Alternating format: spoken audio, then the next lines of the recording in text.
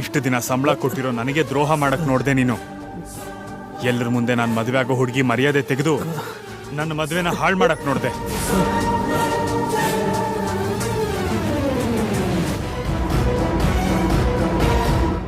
ಭಾಗ್ಯ, ನಾನು ಹಾಗೆ ಮಾತಾಡೋದು ನಿನಗಿಷ್ಟನಾ? ಹಾಗೆ ಯಾವತ್ತೂ ಮಾತಾಡಲ್ಲ. ಆದ್ರೆ ಇವನಂಥ ಈಡಿಯಟ್ ಇಲ್ಲಿವರೆಗೂ ಬಂದು ನಿನ್ನ ವ್ಯಕ್ತಿತ್ವಕ್ಕೆ ಮಸಿ ಬಳಿಯಕ್ಕೆ ನೋಡ್ತಾ ಇದ್ರೆ ಎಳೆದು ಚಪ್ಲಿಲ್ ಹೊಡಿಯೋದನ್ನ ಬಿಟ್ಟು ಯಾಕೆ ಈಗ ಸುಮ್ಮನಿದ್ಯಾ? ಇವನಂತ ನೀಚರು ಹತ್ರ ಅಳಿಸ್ತಾರೆ. ಭಯ ಪಟ್ರೆ ಆ ಭಯನ ಒಂದು ಅವಕಾಶವಾಗಿ ಬಳಸ್ಕೋತಾರೆ. ಈ ರಾಸ್ಕಲ್ಗೆ ಕಣ್ಣೀರಿಂದಲ್ಲ, ಇವನು ಹೊಡೆದು ಉತ್ತರ ಕೊಡ್ತೀಯಾ ಅಂತ ಕಾಯ್ತಿದ್ದೆ. ಆದ್ರೆ ನೀನು ಅಳ್ತಿದ್ಯಾ. ಅದು ತಪ್ಪು.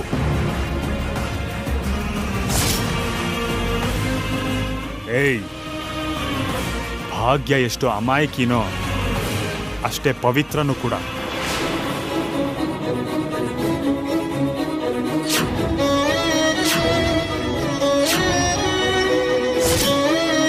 ಗಂಗಾ ನದಿ ಅಪವಿತ್ರ ಆಗಿದೆ ಅಂತ ಹೇಳಿದ್ರೆ ನಂಬ್ತೀನೇನೋ. ಭಾಗ್ಯ ವ್ಯಕ್ತಿತ್ವ ಸರಿಯಿಲ್ಲ ಅಂತ ಹೇಳಿದ್ರೆ ನಂಬಲ್ಲ ಕಣೋ. ಆವತ್ತು ನೀನು ಅವಳನ್ನ ಪಬ್ಗೆ ಕರ್ಕೊಂಡು ಹೋಗಿದ್ದ ದಿನಾನೇ ಅವಳು ಅಳ್ತಾ ಹೋಗ್ತಿರೋದನ್ನ ನಾನು ನೋಡಿದೆ.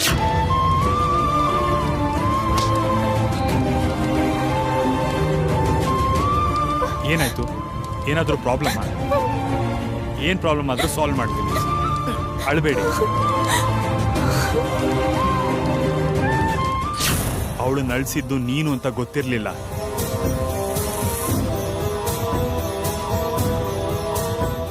ಇಲ್ದಿದ್ರೆ ನಿನ್ನ ಅಲ್ಲೇ ಸಾಯಿಸ್ತಿದ್ದೆ.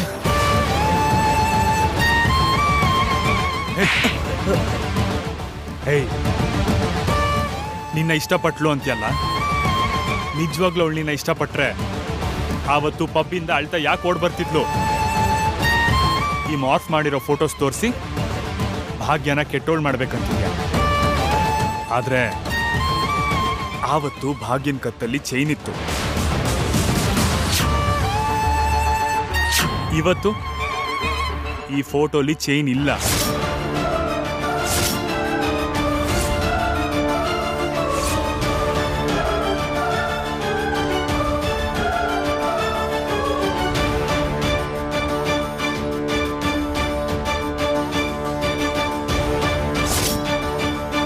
ಅಂದ್ರೆ ಅವಳನ್ನ ಹೇಗೆ ಸ್ವಂತ ಮಾಡ್ಕೊಳ್ಳೋದು ಅಂತ ತಿಳಿದೆ ಈಗ ಇವಳು ಫೋಟೋಸ್ನ ಮಾರ್ಫ್ ಮಾಡಿ ಭಾಗ್ಯ ಮರ್ಯಾದೆ ತೆಗಿಯಕ್ ನೋಡ್ತೀಯ ನೀನು?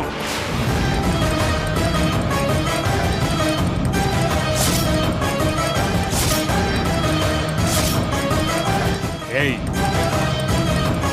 ನೀನು ಆವತ್ತು ನನ್ನ ಮೇಲೆ ಅಟ್ಯಾಕ್ ಮಾಡಿದ ದಿನಾನೇ ನಿನ್ನ ಅರೆಸ್ಟ್ ಮಾಡಿಸ್ಬೇಕಿತ್ತು.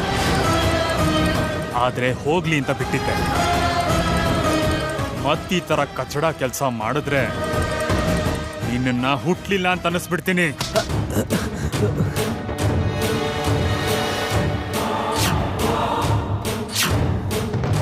ಸೆಕ್ಯೂರಿಟಿ, ಇವನ್ನ ಹೊರಗೆ ಹಾಕಿ.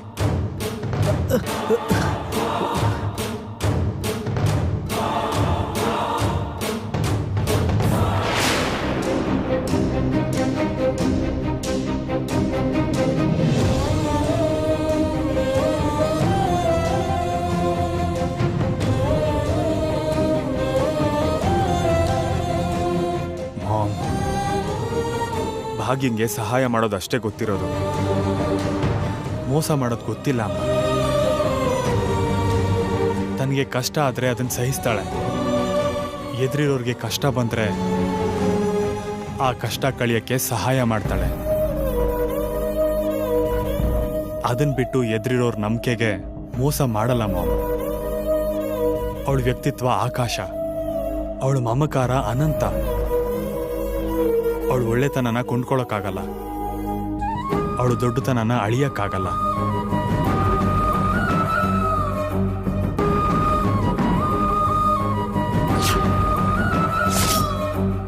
ಭಾಗ್ಯ ಪವಿತ್ರತೆ ಬಗ್ಗೆ ಮಾತಾಡೋದಕ್ಕೆ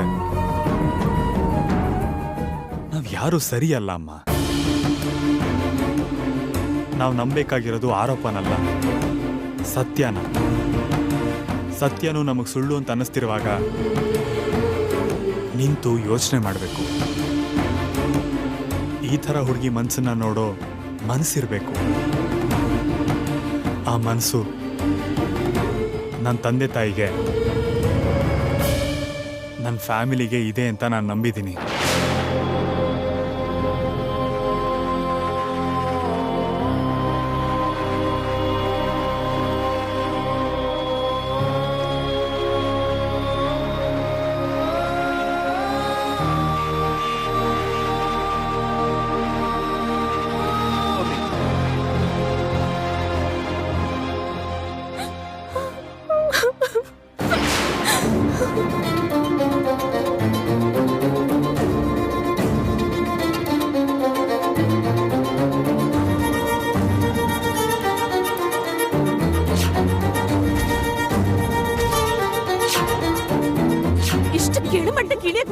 ಮನ್ಸಾದ್ರೂ ಹೆಂಗ್ ಬಂತು?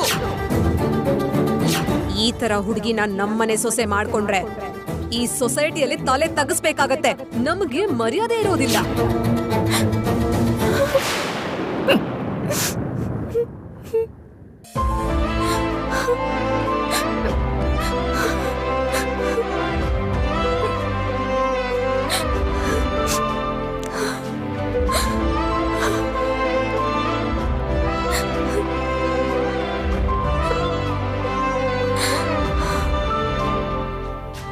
ಭಾಗ್ಯ, ಯಾಕೆ ಅಳ್ತಾ ಇದ್ಯಾ? ಇವಾಗ ನೀನು ಅಳ್ತಿರೋದಕ್ಕೆ ಒಂದು ವ್ಯಾಲಿಡ್ ರೀಸನ್ ಕೊಡು. ಆದ್ರೆ ಯಾಕೆ ಅಳಬಾರ್ದು ಅಂತ ನಾನು 100 ರೀಸನ್ಸ್ ಕೊಡ್ತೀನಿ.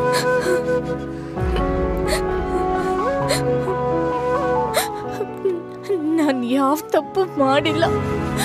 ಅವನು ಹಾಗೆ ಮಾಡಿದ್ದಕ್ಕೆ ನಾನು ಹೇಗೆ ರಿಯಾಕ್ಟ್ ಮಾಡ್ಬೇಕಂತನೂ ನನಗೆ ಗೊತ್ತಾಗ್ಲಿಲ್ಲ. ಆದ್ರೆ ನನಗೆ ಗೊತ್ತು ನೀನೇನು, ನಿನ್ನ ಮನಸ್ಸೇನು ಅಂತ. ಈ ಥರದೊಂದು ಸುಳ್ಳು ಆರೋಪಕ್ಕೆ ಎಕ್ಸ್ಪ್ಲನೇಷನ್ ಬೇಕಾಗಿಲ್ಲ.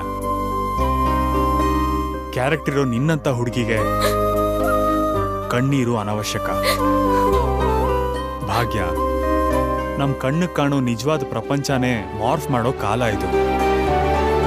ನಿನ್ನ ಮುಖನ ಮಾರ್ಫ್ ಮಾಡೋದು ತುಂಬಾ ತುಂಬಾ ಚಿಕ್ಕ ವಿಷಯ. ಒಂದ್ ವೇಳೆ ಆ ಫೋಟೋನೆಲ್ಲ ನೋಡಿದ್ಮೇಲೆ ನೀವು ಅದು ನಿಜ ಅಂತ ನಂಬಿದಿದ್ರೆ?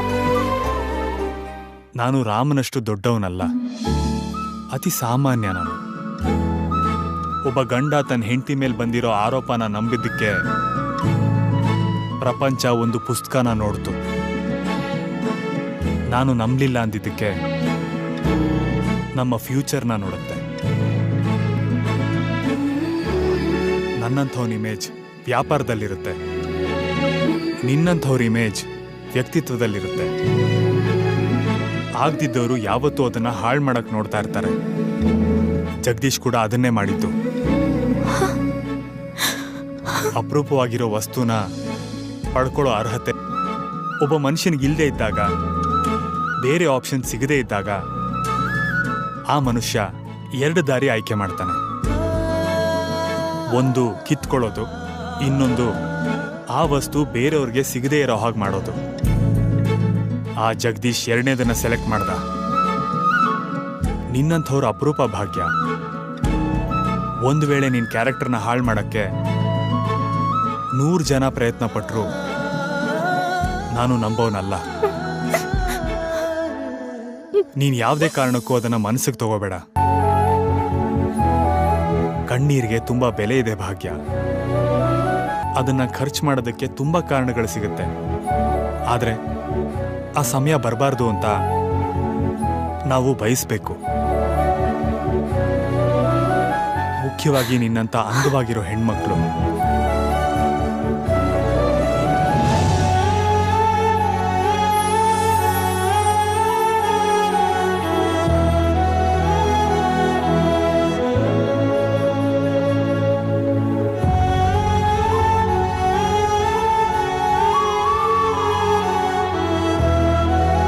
ನಮಗೋಸ್ಕರ ಎಲ್ಲರೂ ವೆಯ್ಟ್ ಮಾಡ್ತಿದ್ದಾರೆ. ನೀನ್ ಹತ್ರ ನನಗೆ ನೋವಾಗುತ್ತೆ. ನಿನಗದಿಷ್ಟನಾ? ಹಾಗಾದ್ರೆ ನೀನು ನಗಬೇಕು. ನಗು. ಸ್ಮೈಲ್.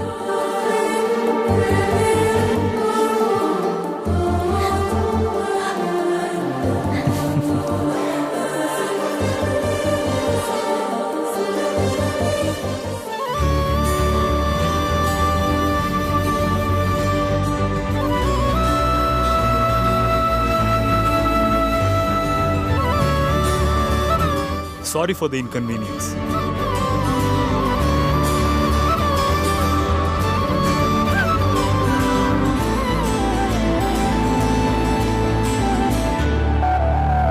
ಇಲ್ಲಿ ತನಕ ಇಲ್ಲಿ ನಡೆದಿದ್ದೆಲ್ಲ ಜಸ್ಟ್ ಒಂದು ಪಾಸಿಂಗ್ ಕ್ಲೌಡ್ ಅನ್ಕೊಳ್ಳಿ. ಆ ವಿಷಯನ ಎಲ್ರೂ ತಲೆಯಿಂದ ತೆಗೆದುಹಾಕ್ಬಿಡಿ.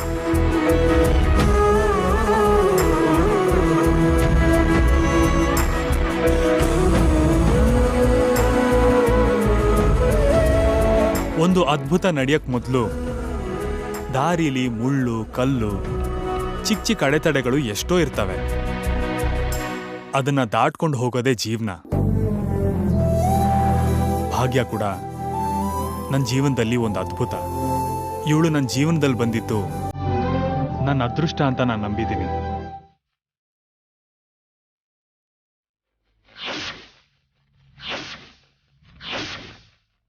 ಪ್ರತಿಯೊಬ್ಬ ಹುಡುಗ ಒಬ್ಳು ಅಂದವಾದ ಹುಡುಗಿ ತನ್ನ ಜೊತೆ ಜೀವನನ ಹಂಚ್ಕೊಂಡ್ರೆ ಅವನು ತುಂಬಾನೇ ಖುಷಿ ಪಡ್ತಾನೆ. ಅಂಥದ್ರಲ್ಲಿ ಭಾಗ್ಯ 2 ಸಲ ನನ್ನ ದೊಡ್ಡ ಅಪಾಯದಿಂದ ಕಾಪಾಡಿದಾಳೆ. ಇನ್ನು ನಾನೆಷ್ಟು ಲಕ್ಕಿ ಅಂತ ನೀವೇ ಯೋಚನೆ ಮಾಡಿ.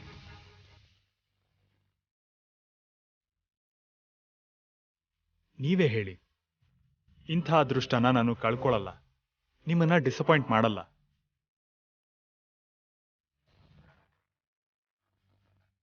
ಭಾಗ್ಯ ಜೀವನ ಪೂರ್ತಿ ನನ್ನ ಕಾಪಾಡಕ್ ಬಂದಿರೋ ದೇವತೆ ಅಷ್ಟೇ.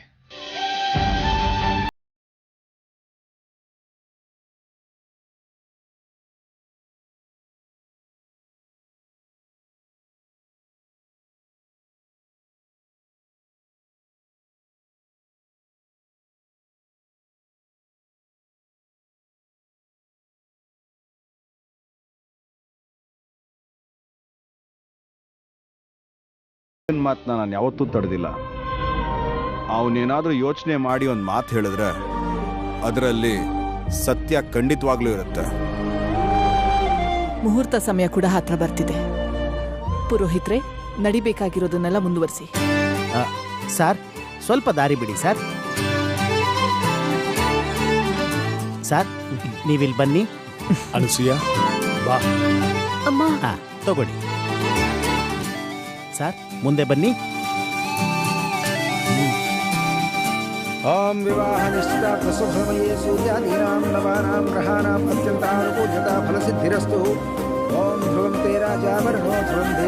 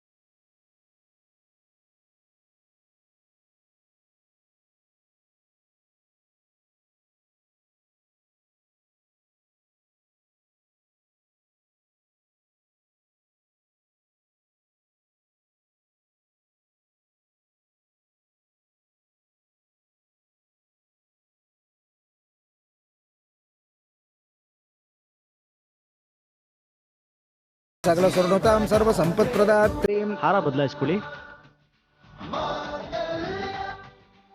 ಹಾಕಮ್ಮ. ಶ್ರೀ ವಿದ್ಯಾಂ ಶಾಂತಮೂರ್ತಿಂ ಸಕಲ ಸ್ವರ್ಣತಾಂ ಸರ್ವ ಸಂಪತ್ಪ್ರದಾತ್ರೀಂ.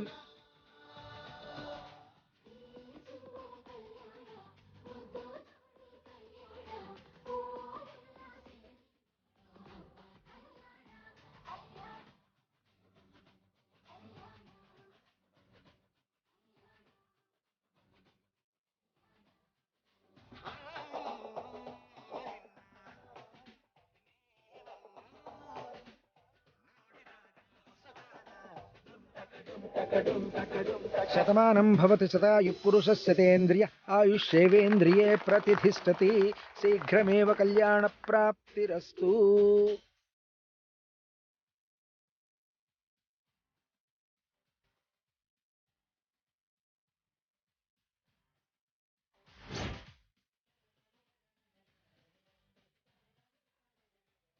ಇಂಥ ಒಳ್ಳೆ ವ್ಯಕ್ತಿ ನನ್ ಗಂಡ ಆಗ್ತಿರೋಂಥ ಸಮಯದಲ್ಲಿ ತಾತ ಇಲ್ಲಿದ್ದಿದ್ರೆ ಎಷ್ಟು ಸಂತೋಷ ಪಡ್ತಿದ್ರು.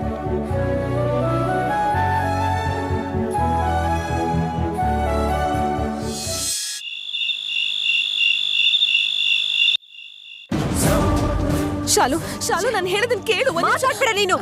ಇದೆಲ್ಲ ನಿನ್ನಿಂದಾನೆ. ನಾನೇನ್ ಮಾಡ್ದೆ ಬೇಬಿ? ಇನ್ನು ಏನ್ ಮಾಡ್ಬೇಕು? ಆ ಹಳ್ಳಿ ಗುಗ್ಗುನ ನೀನ್ ಸಿಟಿ ಕರ್ಕೊಂಬಂದೆ. ಅವಳಲ್ಲೇ ಇದ್ದಿದ್ರೆ ಚೆನ್ನಾಗಿರ್ತಿತ್ತು. ಇಲ್ಲಿ ಕರ್ಕೊಂಬಂದು ನನ್ ಜೀವನನೇ ಹಾಳ್ ಮಾಡ್ದೆ ನೀನು. ಆಗಲ್ಲ ಬೇಬಿ, ನಾ ಹೇಳೋದನ್ನ ಒಂದ್ ನಿಮಿಷ ಕೇಳು. ಏನ್ ಕೇಳ್ಬೇಕು? ಹಳ್ಳಿ ಮೂಲೆಯಲ್ಲಿ ಹಿಟ್ಟು ಬೀಸೋಳ್ನ ಕರ್ಕೊಂಬಂದು ದೊಡ್ಡ ಮನೆ ಸೊಸೆ ಮಾಡ್ದೆ. ಆಡ್ ಮಧ್ಯೆ ಮೇಕೆ ಮಧ್ಯೆ ತಿರ್ಗೋಳ್ನ ಆಸ್ತಿ ಅಂತಸ್ತಿರೋ ದೊಡ್ಡ ಮನೆಯ ಗ್ರೇಟ್ ಬಿಸ್ನೆಸ್ ಮ್ಯಾನ್ ಹೆಂಡತಿಯಾಗಿ ತಿರ್ಗೋ ಹಾಗೆ ಮಾಡ್ದೆ. ಅಯ್ಯೋ ಹುಚ್ಚು ಹುಡ್ಗಿ, ನಿನಗ್ ಹೇಗ್ ಹೇಳಲೆ? ನಿಂಗ್ ಹೇಗ್ ಹೇಳಿದ್ರೆ ಅರ್ಥ ಆಗುತ್ತೆ? ಹೇಳಿ. ಮಾತಾಡ್ಬೇಡನ್ನಲ್ಲ. ನಾನು ಯಾರನ್ನ ತುಂಬಾ ಇಷ್ಟಪಟ್ಟಿದ್ನೋ, ಯಾರ ಬಗ್ಗೆ ನಾನು ಇಷ್ಟು ಕನ್ಸ್ ಕಾಣಿದ್ನೋ, ಯಾರ್ ನನ್ ಗಂಡ ಆದ್ರೆ ನನ್ ಲೈಫ್ ಚೆನ್ನಾಗಿರತ್ತೆ ಅನ್ಕೊಂಡೋ, ಅವನಿಗೇನೆ ಅವಳನ್ನ ಕಟ್ಬಿಟ್ಟಲ್ಲ. ಬೇಬಿ, ನಾನ್ ನಿಮ್ಮಮ್ಮ ಕಣೆ. ನೀ ನನ್ನಮ್ಮ ಅಲ್ಲ, ನನ್ ಪಾಲಿಗೆ ನೀನ್ ಶತ್ರು. ನೀನವತ್ತು ಅವಳನ್ನ ಒತ್ತಾಯ ಮಾಡಿ ಕರ್ಕೊಂಡ್ ಬರ್ದೇ ಇದ್ದಿದ್ರೆ ಆ ಮಿತ್ರ ಅವಳನ್ನ ನೋಡ್ತಿದ್ನಾ? ಇವ್ರಿಬ್ಬರ ಮಧ್ಯೆ ಪರಿಚಯ ಆಗ್ತಿತ್ತಾ?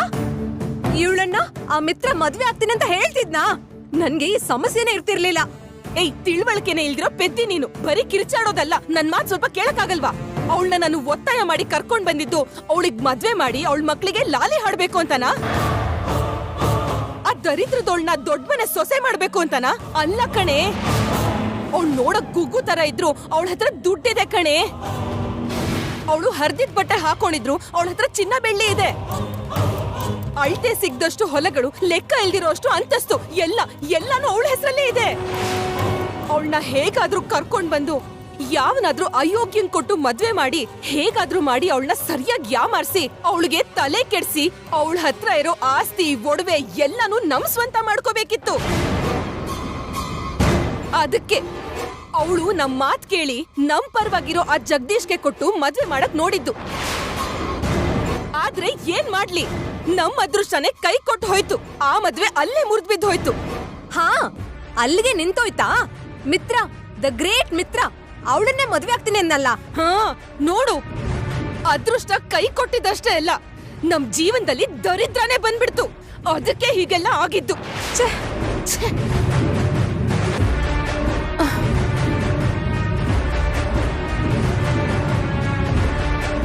ಶಾಲು, ಅವಳ ಅದೃಷ್ಟ ಚೆನ್ನಾಗಿದ್ಯೆ, ನೀನೇನು ಟೆನ್ಷನ್ ಮಾಡ್ಕೋಬೇಡ. ನಿನ್ಗೂ ಒಳ್ಳೇದೇ ಆಗತ್ತೆ. ಅವರಿಬ್ಬರಿಗೂ ನಿಶ್ಚಿತಾರ್ಥ ಆಯ್ತಮ್ಮ. ನಾಳೆ ಮದುವೆ ಕೂಡ ಆಗತ್ತೆ. ಬೇಬಿ, ಎಂಗೇಜ್ಮೆಂಟ್ ಅಷ್ಟೇ ಅಲ್ವಾ ಆಗಿದ್ದು? ನಾನಿದ್ದಾಗ ಮದ್ವೆ ಆಗೋಕ್ ಬಿಡ್ತೀನಾ? ಅಮ್ಮ, ನನ್ನ ನಂಬು. ಕೊನೆ ಕ್ಷಣದಲ್ಲಾದ್ರೂ ನಿನ್ನನ್ನ ಆ ಮನೆ ಸೊಸೆ ಮಾಡೇ ಮಾಡ್ತೀನಿ. ಕೊನೆ ಕ್ಷಣದಲ್ಲ? ಕೊನೆ ಕ್ಷಣದಲ್ಲಲ್ವೇ, 3 ಗಂಟೆ ಹಾಕೋ ಕೊನೆ ಕ್ಷಣದಲ್ಲಿ ಅಂತ ಹೇಳಿದ್ದು. ಚಿಕ್ಕಿ,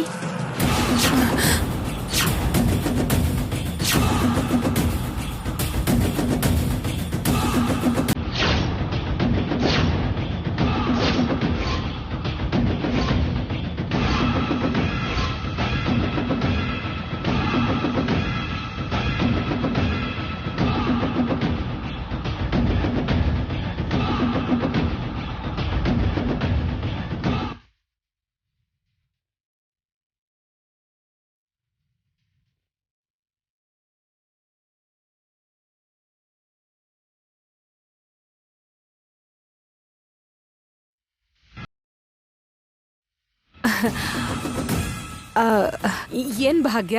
ಚಿಕ್ಕಿ, ಊರ್ ಬಿಟ್ಟು ನೀವ್ ನನಗ್ ಬೆಂಗಳೂರಿಗೆ ಬಾ ಅಂದಾಗ ಕೂಡ ನನಗ್ ಅರ್ಥ ಆಗ್ಲಿಲ್ಲ. ನನಗಿಷ್ಟನೂ ಇರ್ಲಿಲ್ಲ. ಆದ್ರೆ ನಾನೀಗ ನೀವು ಆಪರೇಷನ್ ಮಾಡಿಸ್ತೀನಿ ಅಂದಾಗ ಏನೂ ಯೋಚನೆ ಮಾಡ್ದೆ ನಿಮ್ ಹಿಂದೆ ಬಂದ್ವಿ.